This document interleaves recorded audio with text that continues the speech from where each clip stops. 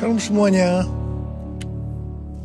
Menurut kalender Ibrani, dari tanggal 15 September 2023 sampai dengan tanggal 2 Oktober 2024, kita memasuki tahun 5784, yaitu P Dalet. P Dalet artinya 84. Angka 80 menggambarkan mulut. Tuhan kembali mengingatkan tentang peranan mulut kita. Biarlah mulut kita dipakai untuk memuliakan Tuhan, menjauh dari segala kejahatan, dan saling membangun sesama kita. Kalau kita membaca dari Yohanes 8 ayat 43 sampai dengan 44, apakah sebabnya kamu tidak mengerti bahasaku? Sebab kamu tidak dapat menangkap firmanku. Iblislah yang menjadi bapamu, dan kamu ingin melakukan keinginan-keinginan bapamu. Ia adalah pembunuh manusia sejak semula, dan tidak hidup dalam kebenaran. Sebab di dalam dia memang tidak ada kebenaran. Apabila ia berkata dusta, ia berkata atas kehendaknya sendiri. Sebab ia adalah pendusta dan bapa segala dusta. Karena saya mau ingatkan kepada kita, Tuhan mengingatkan kepada kita, jangan berdusta. Iblis adalah pendusta dan bapa dari segala dusta. Kalau kita sering berdusta, itu berarti bapa kita adalah iblis. Saya percaya kita akan mengerti semua ini. Dan saya berdoa, tinggalkan segala macam dusta. Ikuti kehendak Tuhan hari-hari ini. Kalau kita membaca Mazmur 34 ayat 13 sampai dengan 15. Siapakah orang yang menyukai hidup, yang mengingini umur panjang untuk menikmati yang baik? Jagalah lidahmu terhadap yang jahat, dan bibirmu terhadap ucapan-ucapan yang menipu. Jauhilah yang jahat dan lakukanlah yang baik. Carilah perdamaian dan berusahalah mendapatkannya. Tuhan Yesus berkata juga dalam Matius 12 ayat 36 sampai dengan 37. Dia berkata, setiap kata sia-sia yang diucapkan orang harus dipertanggungjawabkan pada hari penghakiman.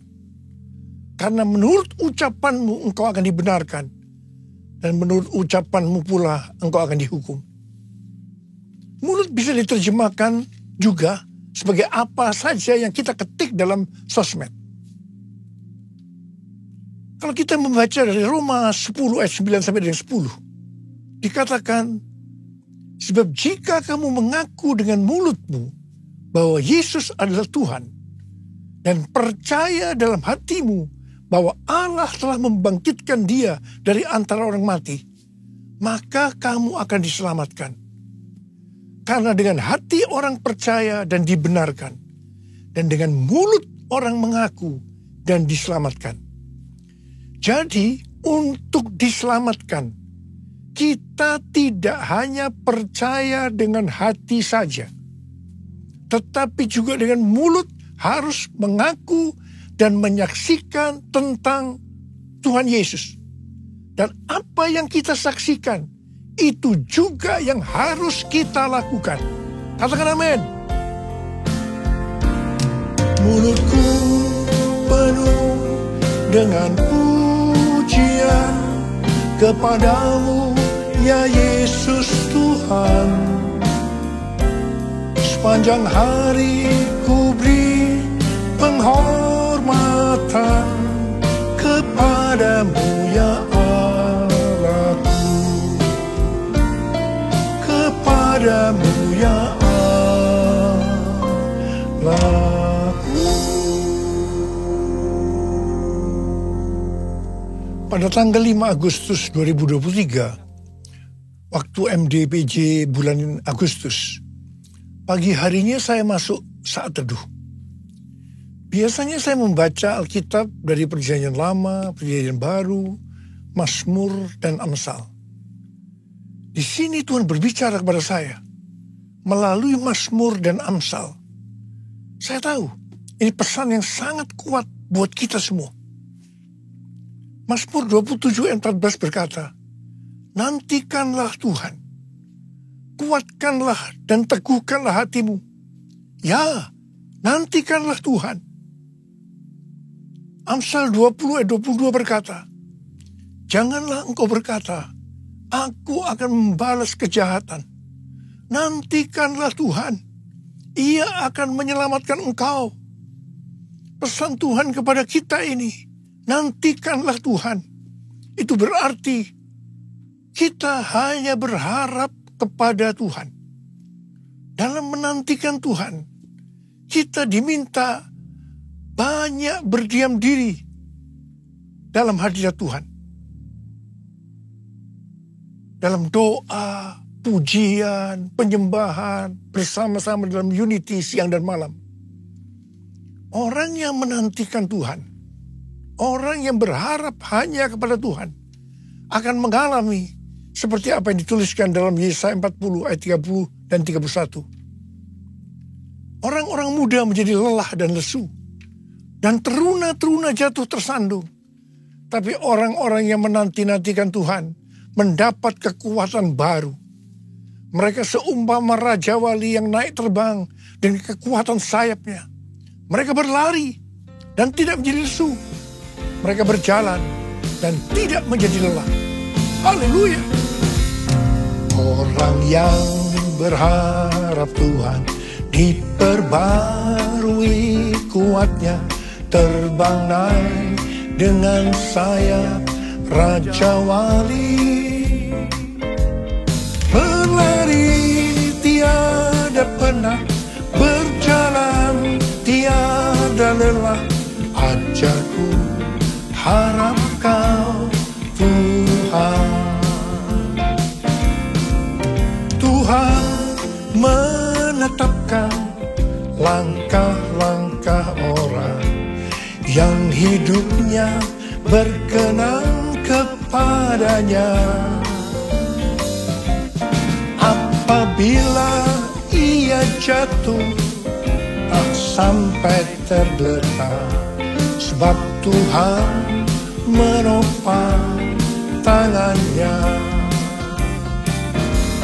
Tangannya, tangannya, oh tangannya, tangannya, sebab Tuhan menopang tangannya. Apabila ia jatuh, tak sampai tergeletak, sebab Tuhan menopang tangannya. Angkat tangan kita, sebab Tuhan menopang tanganku, sebab Tuhan menopang tanganku. Sekali lagi, sebab Tuhan menopang tanganku. Haleluya. Dalet atau angka 4 digambarkan sebagai sebuah pintu terbuka, dan juga digambarkan dengan seorang dengan posisi yang membungkuk, menunduk, yang melambangkan kerendahan hati dan kesadaran bahwa kita tidak memiliki sesuatu apapun jika tidak diberikan oleh Sang Pencipta. Daud adalah gambaran dari seorang yang terus berupaya untuk memiliki hati yang berkenan kepada Tuhan. Nama Daud mengandung arti dari kerendahan hati kepada kerendahan hati. Kita adalah murid-murid Tuhan Yesus. Dan sesuai dengan 1 Yohanes 2 ayat 6, maka murid Tuhan Yesus adalah mereka yang hidupnya sama seperti Kristus telah hidup. Dalam Filipi 2 ayat 5 sampai dengan 11 dikatakan, hendaklah kamu dalam hidupmu bersama menaruh pikiran dan perasaan yang terdapat juga dalam Kristus Yesus, yang walaupun dalam rupa Allah tidak menganggap kesetaraan dengan Allah itu sebagai milik yang harus dipertahankan, melainkan telah mengosongkan dirinya sendiri dan mengambil rupa seorang hamba dan menjadi sama dengan manusia. Dan dalam keadaan sebagai manusia, ia telah merendahkan dirinya dan taat sampai mati, bahkan sampai mati di kayu salib. Itulah sebabnya Allah sangat meninggikan dia dan mengaruniakan kepadanya nama di atas segala nama, supaya dalam nama Yesus bertekuk lutut segala yang ada di langit dan yang ada di atas bumi dan yang ada di bawah bumi, dan segala lidah mengaku Yesus Kristus adalah Tuhan, bagi kemuliaan Allah Bapa. Di sini Tuhan Yesus mengajarkan kepada kita tentang kerendahan hati. Murid Tuhan Yesus adalah mereka yang memiliki kerendahan hati seperti Tuhan Yesus. Dan mereka akan dipakai untuk menyelesaikan amanat agung. Ku mau hidup seturut kehendak Tuhan. Ku mau memberi semua yang ku dapat berikan. Ku mau cinta dia lebih dari semua. Ku tak dapat membalas kasihnya. Ku tak dapat membalas kasihnya. Ku tak dapat membalas kasih-Mu. Tuhan Yesus. Tuhan Yesus. Hari-hari ini kita telah meninggalkan P Gimel tahun 83 dan memasuki P Dalet 84. Gimel, angka 3, merupakan gambaran seekor unta yang dipakai untuk mengangkut barang-barang. Gambaran dari kemakmuran dan kekuatan.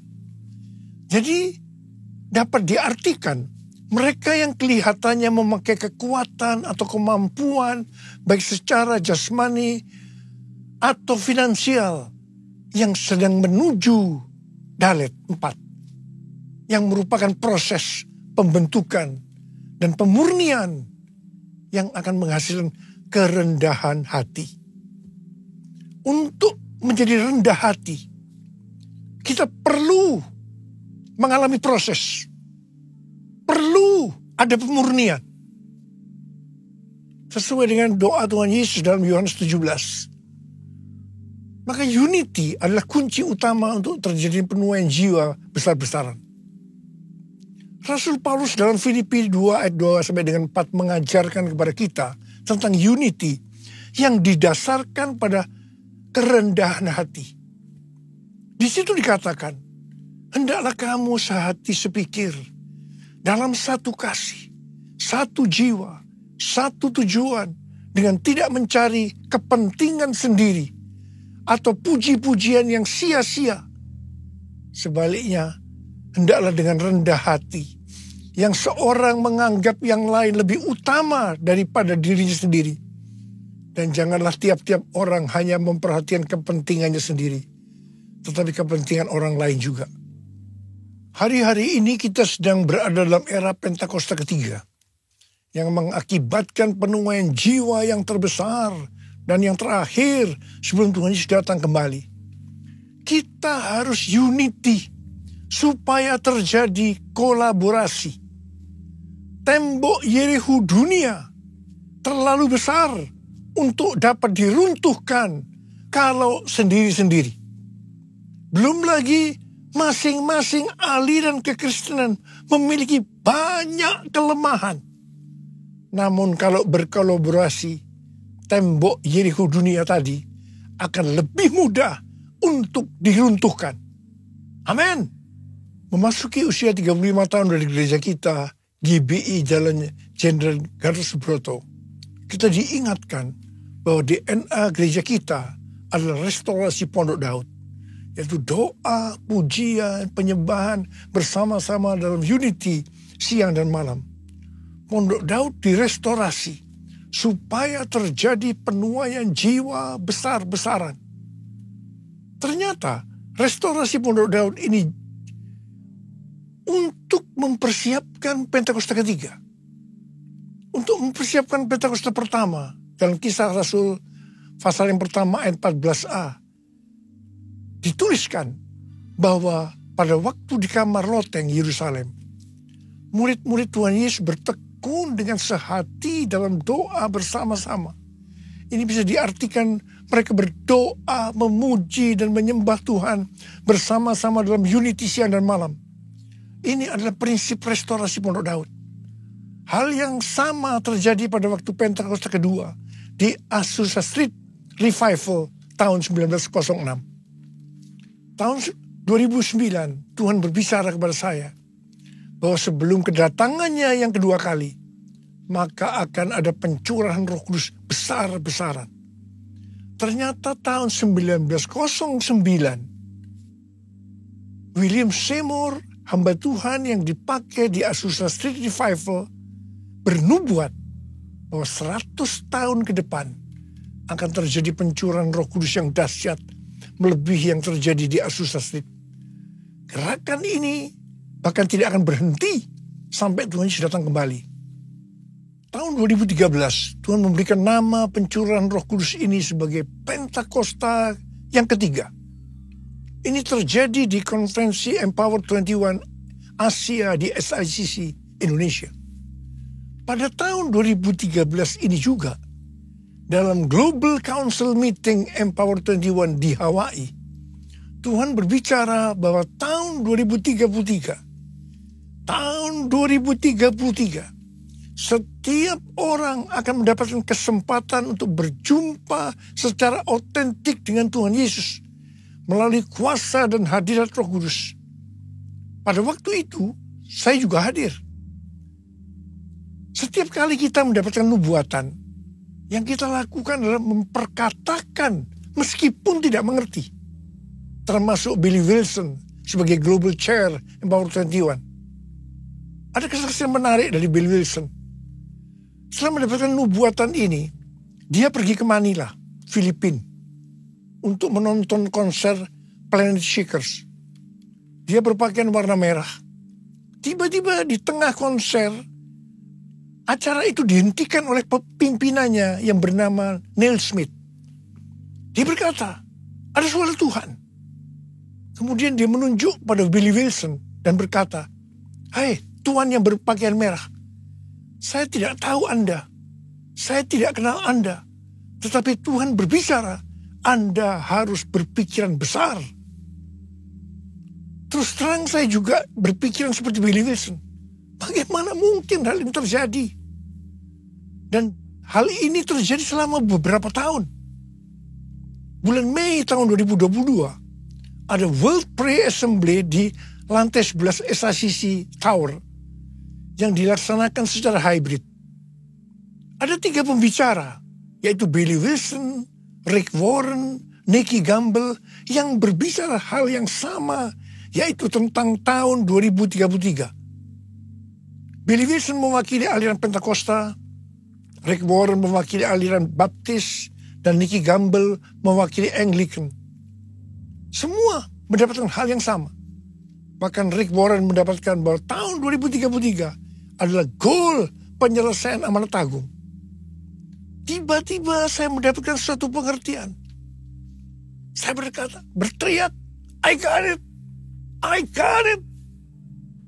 Pada waktu di EPT bulan Juli 2022, yaitu saat dimulainya pembangunan EPT, Azusa Street Prayer Tower, saya bersaksi tentang hal ini. Billy Wilson juga ada di sana. Saya percaya ini merupakan peneguhan tentang nubuatan yang didapatkan tahun 2013, yaitu tentang tahun 2033 itu. Tema konferensi di Amsterdam yang tadinya adalah evangelism. A new era of evangelism is dawning. Diubah menjadi everyone. A new era of evangelism.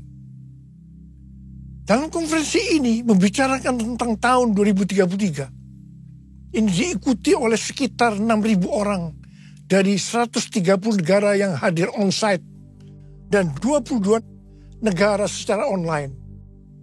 Saya berbicara 2 kali. Yang pertama di workshop dan yang kedua di Olympic Stadium hari terakhir. Saya berbicara tentang Pentakosta ketiga. Menjelang akhir dari konferensi ini, dalam rapat diputuskan bahwa tahun 2024 akan ada konferensi Empower 21 Everyone Asia 2024, reaching every person on earth di Indonesia. Tanggal 3 sampai 5 Juli 2024 di SICC dan tanggal 6 Juli di Stadion GBK. Kita percaya ini adalah trigger kegerakan dari next gen dunia. Anak-anak muda. Pada waktu di Amsterdam, di hadapan Global Council Meeting dari Empower 21, saya berkata bahwa saya percaya tahun 2033 setiap orang akan mendapatkan kesempatan untuk berjumpa secara otentik dengan Tuhan Yesus melalui kuasa dan hadirat Roh Kudus. Dan saya berjanji kepada Tuhan akan habis-habisan melayani Tuhan. Saya mau berdoa buat saudara. Ada berapa banyak di antara saudara yang akan berkata seperti saya katakan, Tuhan, saya mau dipakai oleh Tuhan untuk menyelesaikan amanat agung. Dan saya akan habis-habisan melayani Tuhan. Ada berapa banyak yang mau berjanji seperti itu? Angkat tangan saudara. Mari katakan bersama saya. Come Holy Spirit, fall in this place. I need more and more of you.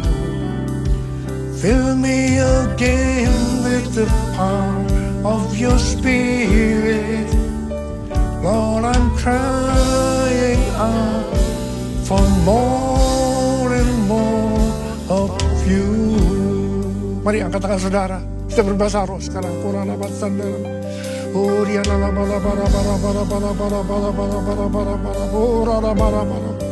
Tuhan, curahkan rohmu.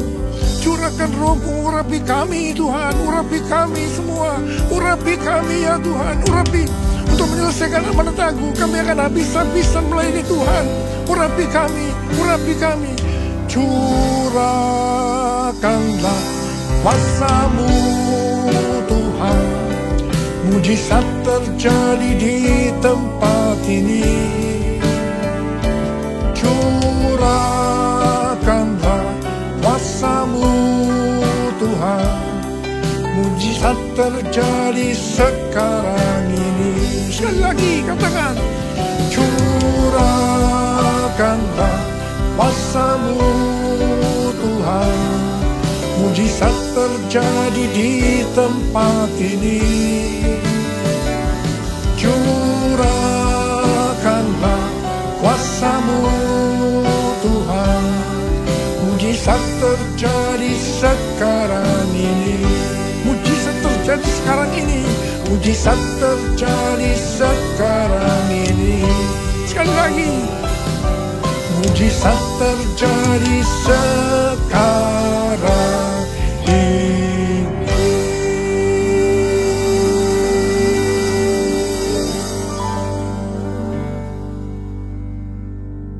Mari, saudara-saudara, kita akan masuk dalam perjamuan kudus. Kita akan mengingat ayat ini.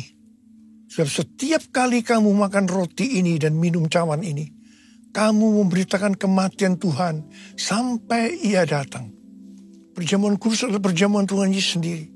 Setiap kali kita masuk dalam perjamuan kudus, Tuhan Yesus selalu berkata, biarlah ini menjadi peringatan akan aku. Karena itu mari, arahkan hati kita kepada kebaikan Tuhan. Kita akan mengingat kebaikan Tuhan. Supaya kita lebih mengasihi Tuhan Yesus. Kita lebih mengasihi satu dengan yang lain. Mari tundukkan kepala. Bapa, siapakah kami sebelum kami mengenal Engkau? Kami semua orang berdosa. Upah dosa adalah maut, mati. Tapi Engkau yang tidak berdosa telah dijadikan dosa oleh karena kami. Engkau harus turun dari surga mulia, menjelma menjadi manusia, mati ganti kami dengan penderitaan yang luar biasa. Sungguh kalau kami pikirkan betapa baiknya Engkau ya Aba. Kau jadikan kami sebagai anak-anak-Mu. Kau berkati, Kau tuntun, Kau bela, Kau lindungi, Kau sembuhkan kami. Kau juga tegur kalau kami salah, kalau perlu dihajar oleh Tuhan. Itu Engkau ya Aba, itu Engkau. Tuhan akan memberkati kita semua melalui perjamuan kudus. Tapi Tuhan mau kita makan dan minum dengan cara yang benar. Karena itu masing-masing sekarang berdoa. Introspeksi. Lihat keadaan dirimu masing-masing. Jangan menyimpan dosa. Kalau ada dosa yang Tuhan ingatkan, langsung minta ampun. Ampuni. Ampuni saya Tuhan. Ampuni. Minta ampun. Minta ampun. Minta ampun. Supaya diberkati Tuhan. Minta ampun. Bapak terima kasih.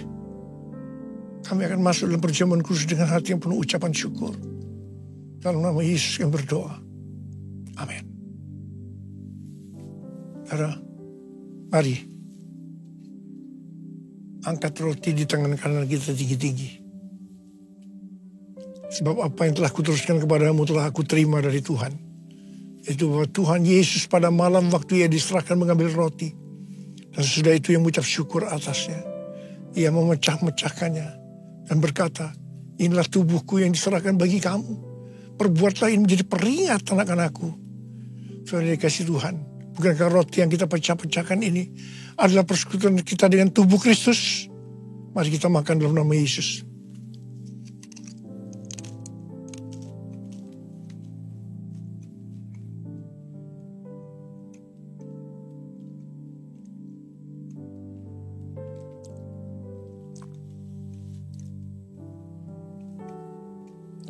Angkat cawan di tangan kanan kita tinggi-tinggi.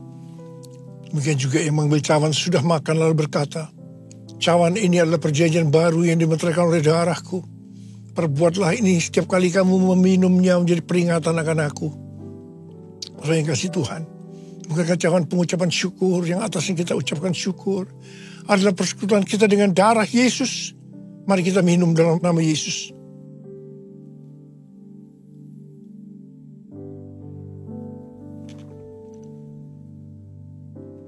Angkat tangan kita di hadapan Tuhan. Ucapkan syukur dan terima kasih dengan suara. Jangan diam. Tuhan terima kasih. Terima kasih ya Tuhan. Terima kasih. Terima kasih ya Tuhan. Terima kasih ya Tuhan. Terima kasih. Oh radar bara bara bara bara bara bara. Oh rialala bara bara bara bara bara bara bara bara bara. Tuhan, Kau menyembuhkan yang sakit. Kau menyembuhkan yang sakit. Ya Tuhan, ya Tuhan. Tuhan, terima kasih. Kesembuhan terjadi. Terima kesembuhan. Terima. Terima kasih Tuhan. Oh, yang terikat dibebaskan. Oh, yang susah dihiburkan oleh Tuhan.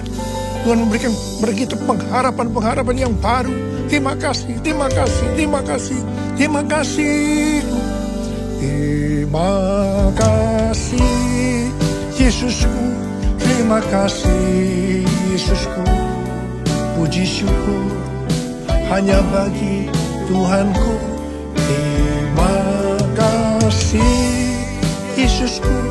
Terima kasih, Yesusku. Puji syukur hanya bagi Tuhanku. Terima kasih Yesusku. Terima kasih Yesusku. Puji syukur hanya bagi Tuhanku. Terima kasih Yesusku. Terima kasih Yesusku. Puji syukur hanya bagi Tuhanku. Puji syukur hanya bagi Tuhanku. Puji syukur hanya bagi Tuhanku.